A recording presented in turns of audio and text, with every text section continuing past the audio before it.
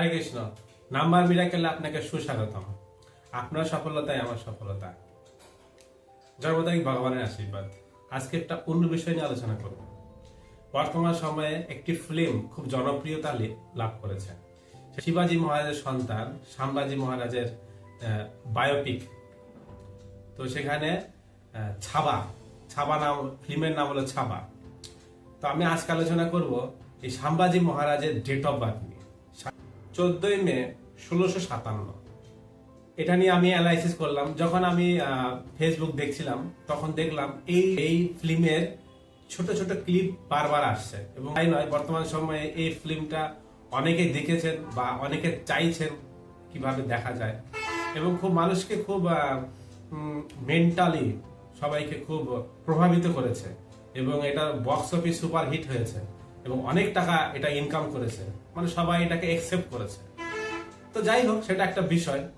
কিন্তু আমি যে বিষয়টা নিয়ে আলোচনা করব, যে সাম্বাজি মহারাজ, যেটা কিনা শিবাজী মহারাজের সন্তান, বলা হচ্ছে ছিল বাঘ, সে সিংহের সাথে লড়াই করেছে।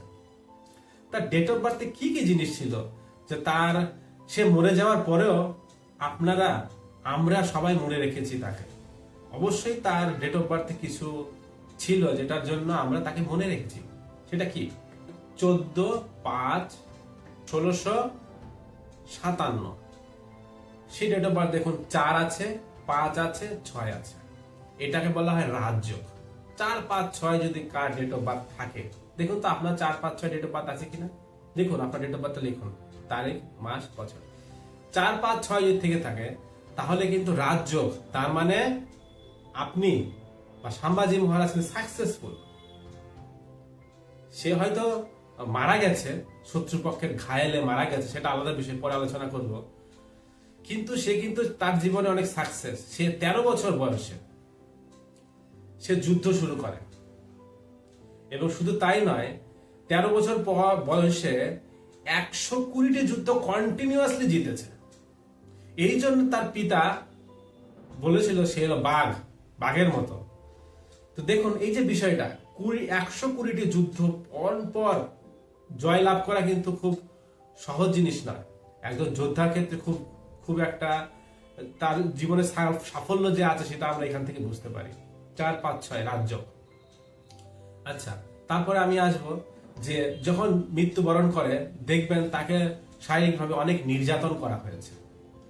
তাকে তার শরীরকে কাটা মানে কেটে ছুরির আঁচড় দেওয়া হয়েছে, লবণ লাগিয়ে দেওয়া হয়েছে, চোখে জ্বলন্ত রড ঢুকানো হয়েছে, চাবুক মারা হয়েছে, অনেক তাকে দৈহিকভাবে নির্যাতন করা হয়। না, ডেট অফ বার্থে 2 আছে, 7 আছে, 6 আছে। এই যে 2, 7, 6 যারা আছে সে কিন্তু বডিলি ফিট। যারা খেলোয়াড় আছে, বর্তমান সময়ে যারা খেলোয়াড় আছে, বডিলি যারা ফিট, তাদের কিন্তু 2, 7, 6 থাকতেই হবে। আমি যখন কাউকে দেখি এরকম ডেট অফ বার্থ 2, 7, 6 থাকে, তাদেরকে বলি তার বডি ফিট, খেলতে ভালো পছন্দ করে, খেলায় যতটা ট্রেন্ড হয় তার থেকে ভালো রেজাল্ট দেয়, ভালো খেলতে পারে, জনপ্রিয়তা লাভ করে, মানে তার বডি এবং মাইন্ড, 2 মাইন্ড, 7 মানে কেতু, এবং 6 হলো সাকসেস। এই জিনিস যখন রাজযোগ থাকে, এই যোগটা যখন থাকে, তার কিন্তু খেলাতে সে খুব পটু হয়, মানে বডি এবং মেন্টালি ভাবে সে ভালো পারফরমেন্স করতে পারে।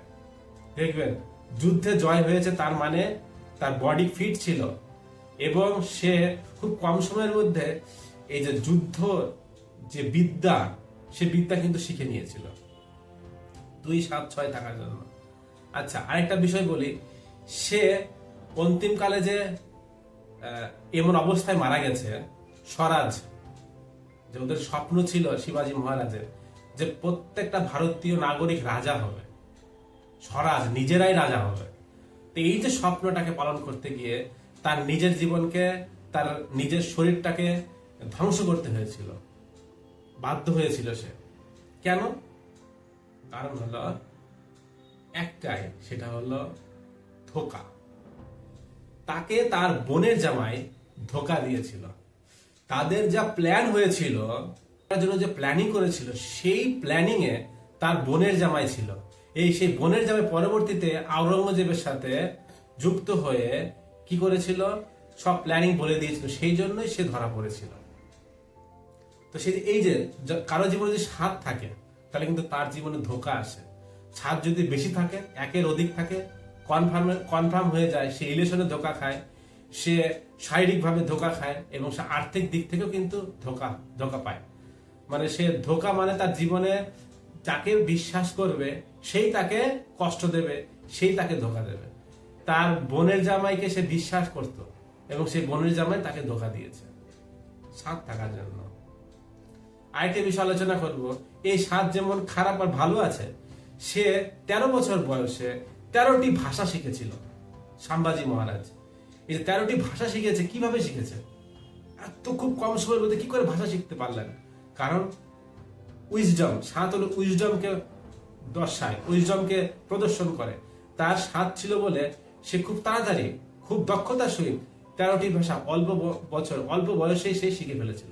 তো দেখলেন আজকে আমি সাম্বাজি মহারাজের ডেট অফ বার্থ থেকে বুঝাতে পারলাম যে সেই ব্যক্তি এখনো আমাদের মনের ভিতরে জায়গা করে নিয়েছে, যে কিনা জীবনটাকে ত্যাগ করেছেন ভারতের স্বাধীনতার জন্য।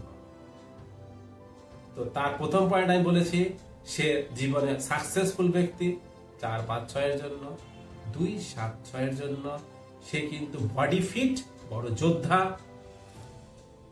3 নাম্বার বলেছি 7 থাকার জন্য, একটা ভালো একটা খারাপ, 7 থাকার জন্য সে কিন্তু ধোঁকা খেয়েছে। তার এই লাস্টে পরিণতির জন্য ধোঁকা হলো মেন কারণ। আর 4 নাম্বার বলেছি 7 যেহেতু ছিল, সেহেতু সে 13 বছর বয়সে খুব কম সময়ে 13টি ভাষা রপ্ত করতে পেরেছিল। তো এই ছিল আমার কেস স্টাডি সাম্বাজি মহারাজের উপরে। আপনাদের যদি কোনো বায়োপিকের উপর, কোনো ব্যক্তির উপর যদি কেস স্টাডি দরকার হয়, সেই ব্যক্তি কেন সফল, সেই ব্যক্তি কেন এই স্তরে গিয়ে সফল, কেন এই সাবজেক্টের উপর সফল হয়েছে, তাহলে আমাকে কমেন্ট করুন, সেই ব্যক্তির নাম এবং ডেট অফ বার্থ পাঠিয়ে দিন। এগুলো অবশ্য গুগলে সার্চ করলে পাওয়া যায় ডেট অফ বার্থ, আমি সেখান থেকে বের করে এটা করেছি। তো পাঠিয়ে দিন, আমি চেষ্টা করব সেই কেস স্টাডি দেওয়ার জন্য। এতে আপনি বুঝতে পারবেন নাম্বার মিরাকেল, নাম্বার সংখ্যা কি করে প্রত্যেকটা ব্যক্তির ভাষা বলে দেয়। জন্মের তারিখের মাধ্যমে তার কি প্রাপ্য আছে জীবনে, আর কি তার জীবনে সাবধান হতে হবে। এখানে সাবধান হওয়ার মানে তাকে ধোঁকা খাওয়ার ব্যাপারটা ছিল, তাকে কিন্তু সাবধান করছে যেতে পারে যে তুমি কিন্তু কাউকে বিশ্বাস করবে না। এই ধরনের ব্যক্তিদেরকে আমি সবসময় বলি, আপনি নিজেকে ছাড়া কাউকে বিশ্বাস করবেন না। তো সেই জন্য এরকম ভাবে আমরা বুঝতে পারি সংখ্যা, জন্ম তারিখ কি করে আমাদেরকে ভগবান আশীর্বাদ রূপে দান করেছেন। আমার সাথে থাকার জন্য আপনাকে অনেক ধন্যবাদ। হরে কৃষ্ণ।